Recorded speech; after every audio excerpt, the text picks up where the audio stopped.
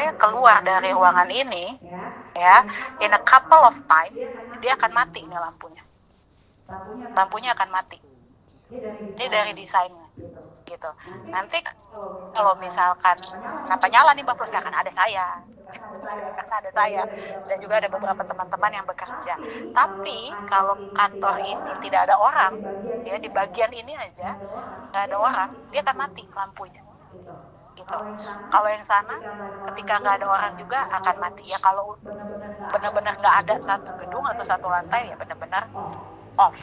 Jadi kita mulai dari dalam keluar, ya. Kita juga punya campaign, salah satunya terkait dengan sustainability adalah kita harus bawa tumbler ke kantor. Ya Silvi ya, kita di-encourage untuk bawa tumbler ke kantor, kemudian supaya tidak menggunakan plastik botol lagi teman-teman gitu. Itu salah satunya gitu ya. Kemudian kita kerjasama juga dengan beberapa NGO, kita kerjasama juga dengan beberapa sekolah-sekolah untuk campaign sustainability and energy saving gitu ya.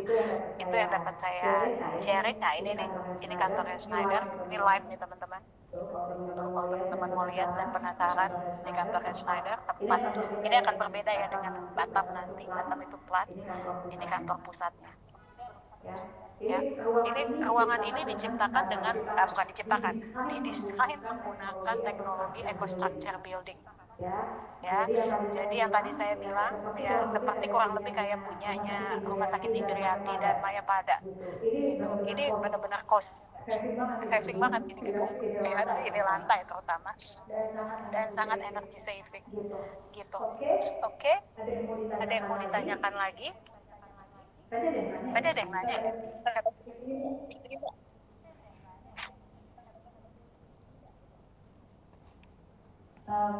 Oke. Di perusahaan yang mirip Schneider Electric itu adalah Sikia. Oke. Betul banget nih Ersa.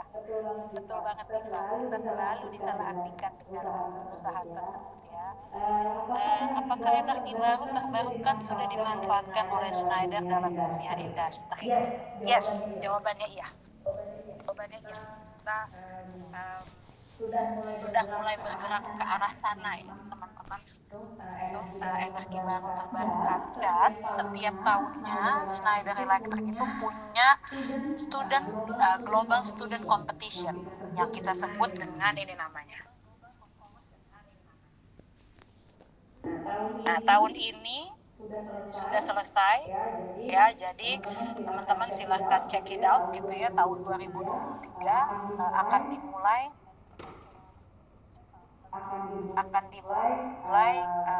mungkin di akhir tahun ini gitu ya.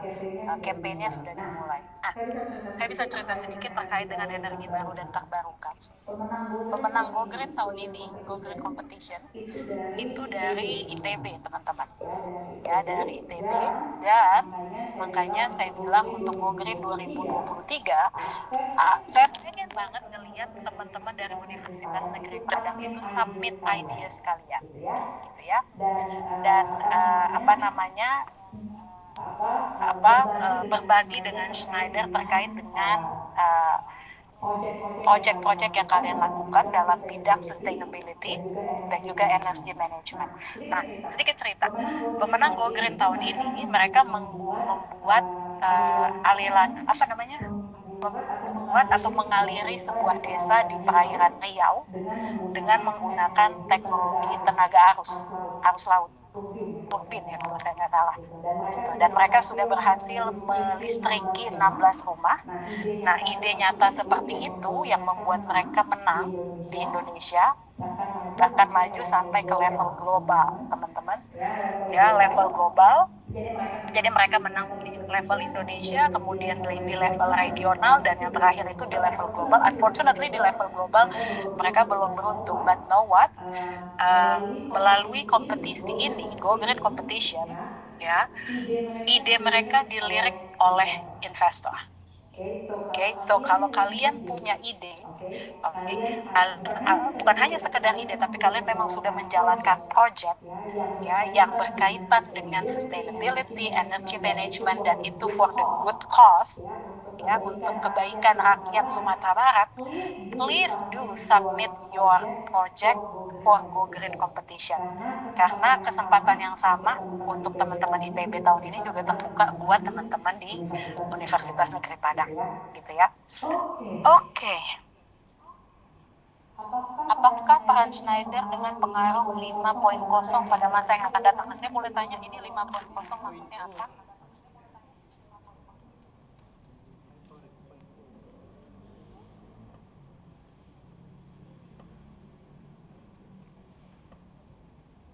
Oke, ada yang bisa bantu saya?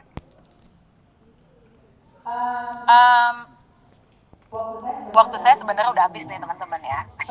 So, nanti kalau teman-teman masih punya pertanyaan boleh di-share di kolom ya, di kolom chat, nanti akan dibantu jawab oleh teman-teman dari Batam. Thank you banget sudah mendengarkan dan sharing ya, kita berbagi dengan saya dan juga dengan teman-teman dari UMP gitu ya.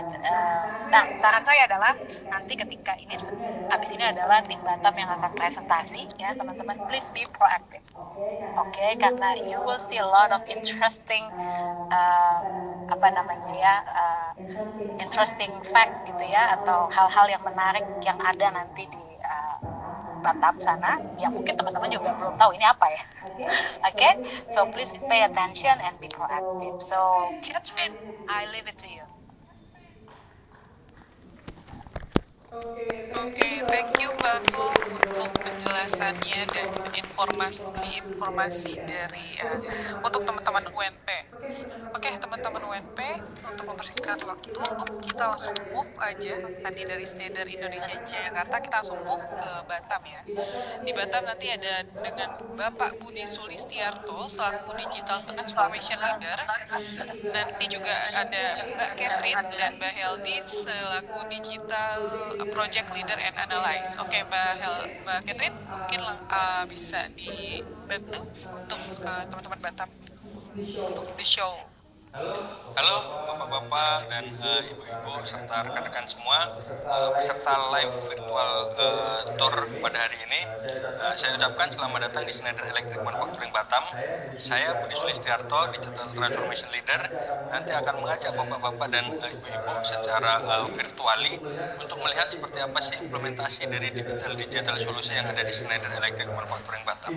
Tidak hanya memperlihatkan tentang solusi-solusinya saja, tetapi juga bagaimana nanti teman-teman yang ada di lapangan itu menggunakan secara real time-nya, secara real use case-nya, dan juga bagaimana Schneider Electric Manufacturing Batam bertransformasi dari proses sebelumnya menjadi smart factory atau digitalisasi seperti sekarang. Oke, pertama marilah saya perkenalkan mengenai EcoStruxure. Kenapa? Karena berkat EcoStruxure inilah Schneider Electric Manufacturing Batam bisa mengakselerasi, bisa mempercepat proses transformasi digital tersebut. Karena EcoStruxure adalah IoT platformnya Schneider, di mana EcoStruxure ini juga open and interoperable. Jadi sangat memudahkan kita sebagai brownfield gitu ya di Schneider Electric Manufacturing Batam, di mana sebelumnya kita juga sudah ada mesin-mesin baik itu yang manual atau semi auto, kemudian sudah ada komponen-komponen juga di dalamnya seperti itu. Nah, dengan adanya EcoStruxure ini kita tidak perlu merubah secara keseluruhan existing mesin yang kita miliki di Schneider Batam. Nah, kenapa kita sebut sebagai open juga? Karena EcoStruxure ini bisa terkoneksi ke device-device yang lain, atau dalam tanda kutip brand-brand yang lain seperti itu ya. Asalkan sama-sama memiliki protokol yang standar seperti OPC UA, OPC DA, kemudian ada Modbus TCP, RS232 dan seterusnya. Selama sama-sama protokolnya standar dan open, itu bisa dikoneksikan. EcoStruxure ini terdiri dari 3 layer. Layer yang paling bawah itu connected product, yaitu berisi tentang produk-produk atau komponen-komponen yang ready to connect dan bisa memberikan data.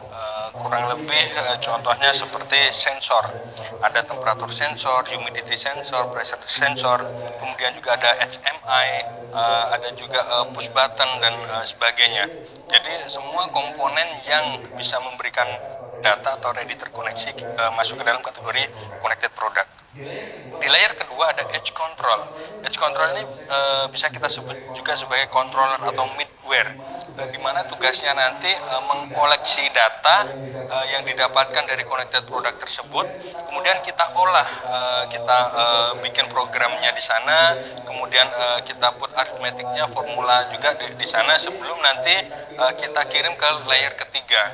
Nah, di layer ketiga ini disebut apps analytic and services, berisi tentang software-software, kemudian tool-tool digital juga yang di dalamnya sudah kita masukkan analitik di sana, sehingga nanti bisa langsung memberikan advice kepada usernya yang kita sebut sebagai advisor. Contohnya augmented operator advisor, machine advisor, resource advisor, dan seterusnya. Nah, ketika kita berbicara tentang IoT, digitalisasi, pastinya kita akan sangat concern terhadap security-nya. Dalam arti cybercrime itu bisa menjadikan operasional menjadi terganggu gitu ya. Nah, EcoStruxure ini sudah comply terhadap end-to-end cyber security-nya. Jadi bisa dipastikan EcoStruxure ini sudah aman gitu ya untuk kita gunakan, untuk kita pakai. Dan secara data storage-nya itu juga ada dua pilihan, baik itu on-premise ataupun cloud. Dalam arti jika kita menginginkan data-data kita dipublish secara publik gitu ya, dan bisa dilihat oleh siapapun, maka bisa menggunakan cloud. Tetapi kalau hanya butuh diakses di area factory saja atau area publik saja, bisa menggunakan on-premise. Jadi dua-dua pilihannya itu sudah ada. Nah, EcoStruxure ini juga istilahnya tidak hanya di satu jenis industri saja, tetapi EcoStruxure ini telah bisa mengcapture semua 6 expertise domain, mulai dari EcoStruxure building, EcoStruxure power, EcoStruxure IT, EcoStruxure mesin, plant, dan juga grid. Jadi di sini kenapa dibagi-bagi secara domainnya, karena juga disesuaikan dengan jenis-jenis industri masing-masing. Contoh di Schneider Batam kita termasuk kategori discrete manufacturing, jadi kami banyak mengimplementasikan dari EcoStruxure mesin. Nah, ada juga yang masuk ke dalam kategori EcoStruxure plant, yaitu contohnya seperti continuous engineering, seperti mining, kemudian ada semen industri, dan seterusnya. Karena di dalam EcoStruxure plant ini banyak terdapat solusi-solusi yang berhubungan dengan SCADA. Jadi ada SCADA expert, ada hybrid, dan juga beberapa advisor di sana yang memang lebih cocok digunakan di EcoStruxure plant. Oke, berikutnya saya akan perlihatkan di sini tadi di mana EcoStruxure itu sudah mencakup ke 6 domain gitu ya. Nah, secara end marketnya mulai dari building, infrastructure, kemudian data center, dan industri ini juga bisa tercapture semua oleh EcoStruxure. Saya ambil contoh di industri, mulai dari food and beverage, kemudian oil and gas, machinery, mining, mineral and cement, sampai water and wastewater juga bisa tercapture semua oleh EcoStruxure. Jadi untuk bapak-bapak dan ibu-ibu yang memang nanti tertarik dengan industri 4.0, EcoStruxure ini menjadi salah satu jawabannya. Dan tadi yang saya sampaikan juga di Schneider Batam, berkat EcoStruxure kita bisa accelerate transformasi yang ada di Schneider Batam. Oke, Bapak Ibu, tetap ikuti saya. Tadi yang saya sampaikan bahwasanya tidak hanya mengenai teknologi atau solusi-solusinya saja, tetapi di sini saya juga akan sharing bagaimana Schneider Electric Manufacturing Batam ini bertransformasi gitu ya, di mana transformasi ini sangat bergantung oleh manajemen dan juga people-nya, termasuk culture-nya juga. Sekarang kita sudah berada di Innovation Hub di sini. Di area Innovation Hub ini sebelumnya adalah ruangan tertutup, di mana hanya manajer-manajer dan plant director saja yang punya authorized atau diizinkan untuk menggunakan ruangan ini. Karena di sini adalah ruangan untuk manajemen meeting. Tetapi sekarang Innovation Hub ini dibuka secara umum dan bisa diakses oleh siapapun, mulai dari level operator, teknisi, kemudian staff sampai ke plant director pastinya, dan VP juga bisa diizinkan untuk masuk menggunakan area Innovation Hub ini. Nah, tujuannya kenapa di open gitu ya? Karena ini adalah salah satu konsep dari digitalisasi yang kita bawa, bahwasanya kita harus open minded, kemudian open data dan juga transparan.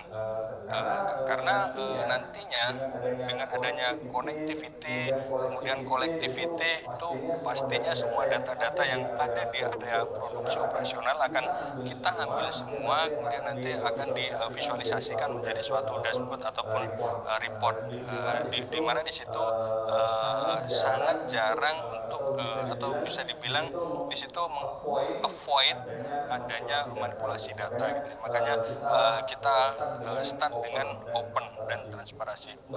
Bahkan nanti kalau secara fisik Bapak Ibu bisa visit ke Schneider Batam, kita bisa melihat area office kami di mana tidak ada skat-skat lagi. Di office kami semua duduk sama rata, bisa memilih tempat duduknya masing-masing. Jadi semacam waktu kita sekolah dulu gitu ya, siapa yang datang duluan bisa pilih tempat duduknya, mau pilih di belakang, mau pilih di depan, atau dimanapun itu ya. Tidak ada dedicated tempat duduk. Bahkan untuk manajer, plant director dan VP itu pun juga tidak memiliki ruangan dedicated. Beliau juga akan duduk sama rata, sama-sama di meja yang sudah disediakan, kursi yang sudah disediakan, tanpa ada dedicated tempat duduk. Jadi kalau misalkan ya manajer datangnya agak siang gitu ya bisa jadi nggak dapat tempat duduk, atau tempat duduknya mungkin ya sisa-sisa saja. Oke, itulah kurang lebih cerita bagaimana kita memulai transformasi ini.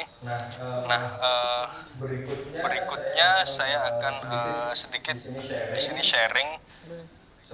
Sebenarnya di Schneider Electric Manufacturing Batam itu tidak hanya EcoStructure ya pasti, karena tadi yang saya ceritakan di awal gitu ya, we are eating our own food, kita menggunakan produk kita sendiri which is EcoStructure gitu, tetapi juga dibantu dengan kolaborasi tim digital transformasi. Jadi ini adalah satu dedicated departemen, tim yang memang diproposkan untuk mengurusi transformasi, tidak hanya mempunyai responsibility terhadap implementasi, tetapi lebih ke transformasi. Jadi termasuk organisasi dan juga orang-orangnya.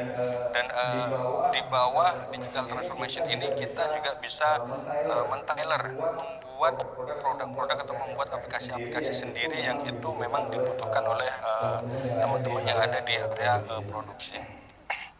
Ini perjalanan dari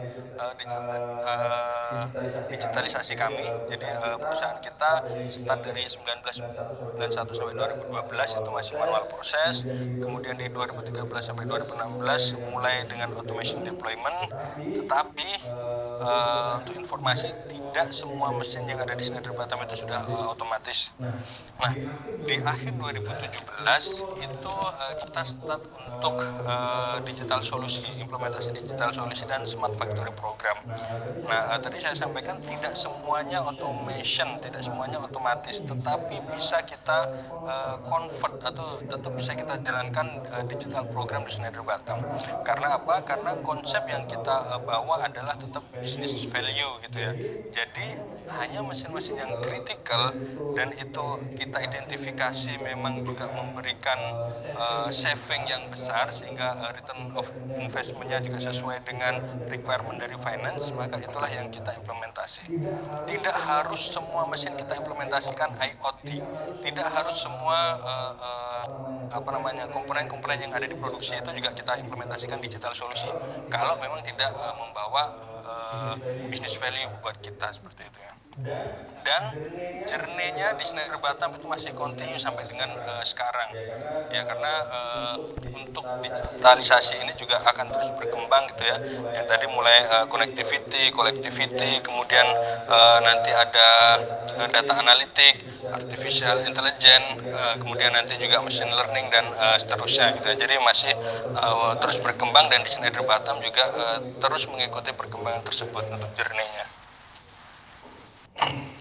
Nah, di tahun 2017, Schneider secara corporate itu meluncurkan program yang disebut TSC 4.0, Tyler Sustainable Connected 4.0. Inilah yang menjadi panduan kami, yang menjadi pedoman kami saat bertransformasi, karena Schneider Batam itu juga ditunjuk sebagai salah satu pilot smart factory di seluruh dunia gitu ya, Schneider di seluruh dunia, termasuk juga bersamaan dengan KVT di Filipina, kemudian ada Level 2 di India, Lexington, juga ada Wuhan, Hyderabad di India juga. Jadi Batam adalah termasuk salah satunya. Nah, di sini ada dua kategori, yaitu akselerator dan juga untuk enabler. Nah, inilah yang menjadi guidance kami untuk bertransformasi. Saya mulai dari enabler juga. Enabler ini maksudnya adalah hal-hal yang bisa membuat transformasi digital itu bisa terlaksana. Yang pertama, cyber security. Ya, seperti yang saya ceritakan di depan tadi, cyber security ini memang benar-benar sangat penting di dunia digital sekarang ini. Nah, di enabler ini juga kita harus selalu concern terhadap cyber security untuk memprotek data-data kita, memprotek mesin-mesin kita supaya tidak adanya cybercrime, juga tidak bocor ke manapun.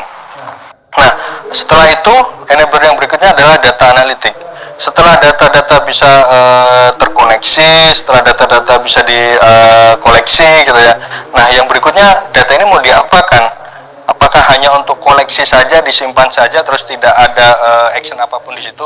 Kan tidak seperti itu ya Bapak Ibu ya. Nah, makanya step yang berikutnya adalah data analitik. Data-data yang kita punya harus kita analisa. Mana yang memang memberikan value, mana yang tidak. Jadi bisa jadi yang awalnya 10 kategori data, 10 variabel, bisa jadi hanya 5 yang akan kita gunakan untuk seterusnya gitu ya. Karena mungkin yang 5 ini tidak ada korelasi terhadap apa yang kita butuhkan. Nah, tujuan dari data analitik ini yang pasti untuk decision making, supaya lebih cepat untuk pengambilan keputusan dan lebih tepat. Jadi cepat dan tepat, tidak juga cepat tapi salah keputusannya, ataupun lama tapi keputusan benar. Jadi kita pengennya juga cepat dan tepat. Nah, enabler yang ketiga yaitu product life cycle dan data management. Ini kita membicarakan mengenai traceability. Jadi traceability ini juga merupakan enabler yang sangat mendukung terciptanya industri 4.0 atau digitalisasi di industri kami di Schneider Electric Manufacturing Batam. Yang terakhir dan menurut kami ini justru yang paling penting gitu ya, yaitu people and leadership. Nah, kalau kita bagi menjadi dua, tiga yang di sebelah sana ini kita membicarakan teknologi gitu ya. Nah, yang satu ini kita bicara mengenai people, tapi ini porsinya lebih besar.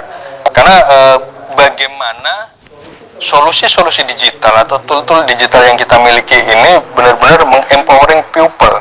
Jadi tidak membebani mereka, tidak mereplace mereka, tapi justru meng-empowering mereka, memberikan tool buat mereka supaya pekerjaan mereka lebih mudah.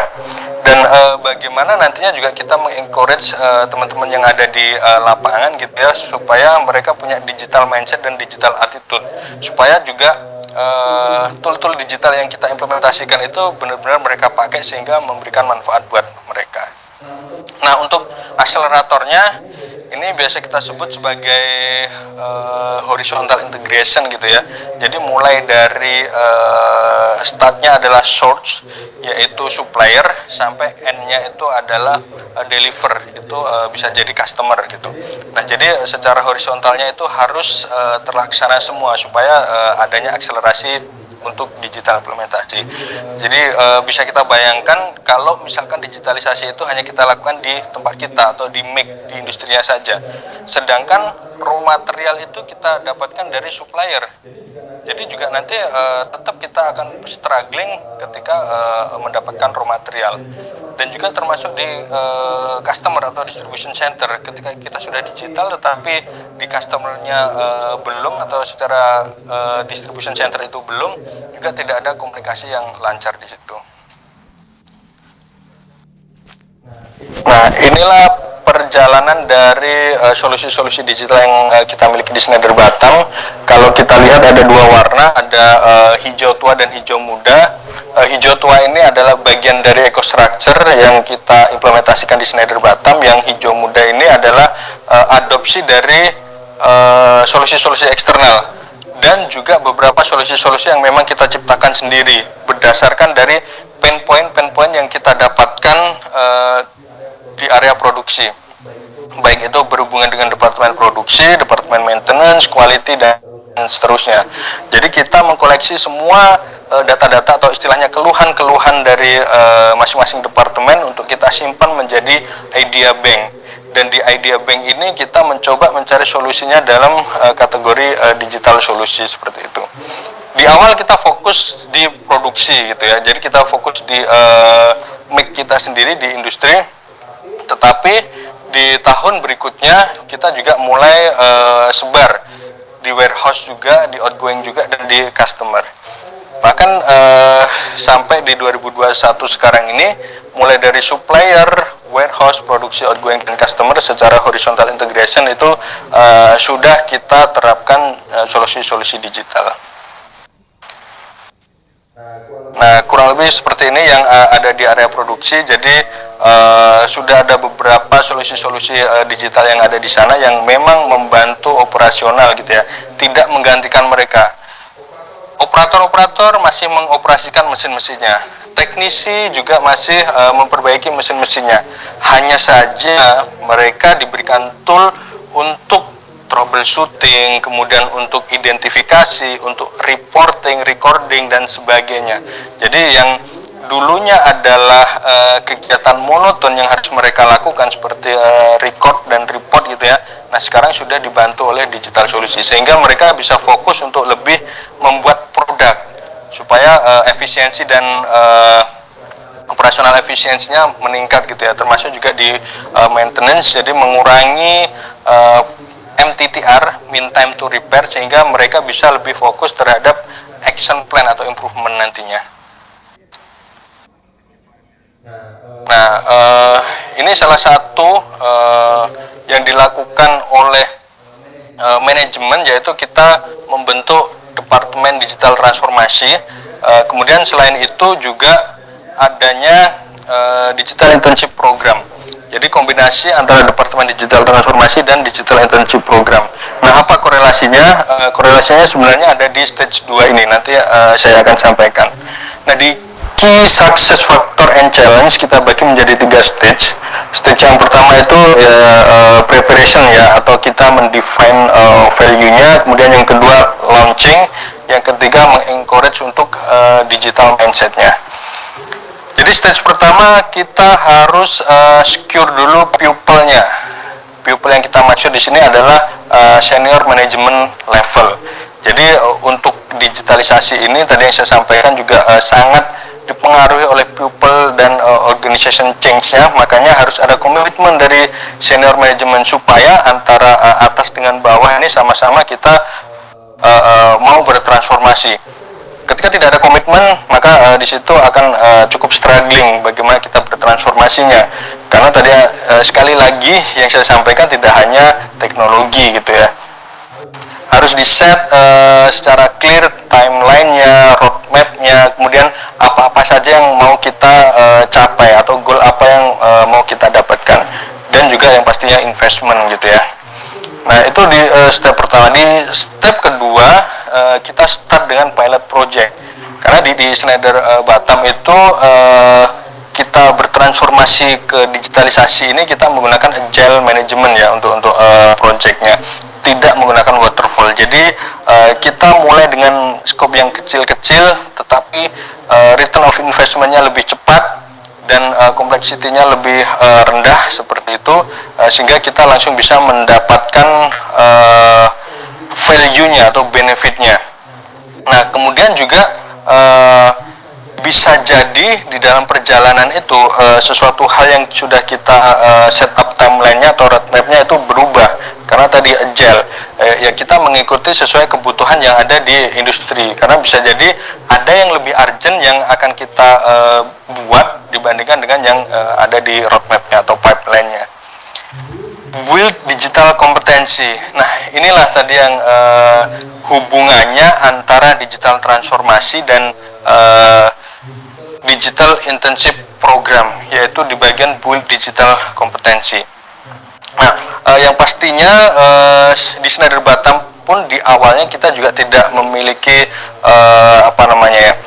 kompetensi yang memang expert atau expand di bidang digitalisasi, tetapi kita start untuk membuat kompetensinya tersebut, yaitu ya dengan cara berkolaborasi juga dengan tim global, berkolaborasi juga dengan R&D, dan juga berkolaborasi dengan akademi, sehingga kita menjalin kerjasama dengan salah satu politeknik ataupun universitas di situ untuk membuat digital internship program. Jadi kita berkolaborasi dengan mereka, ada internship dari teknik informatika atau teknik multimedia jaringan untuk membantu kita membuat digital solusi yang ada di Schneider Batam. Yang berikutnya mengorganize untuk new agile ways of working, dan yang di step ketiga scaling up, yaitu yang awalnya kita mulai dengan pilot jadi bisa copy dan paste untuk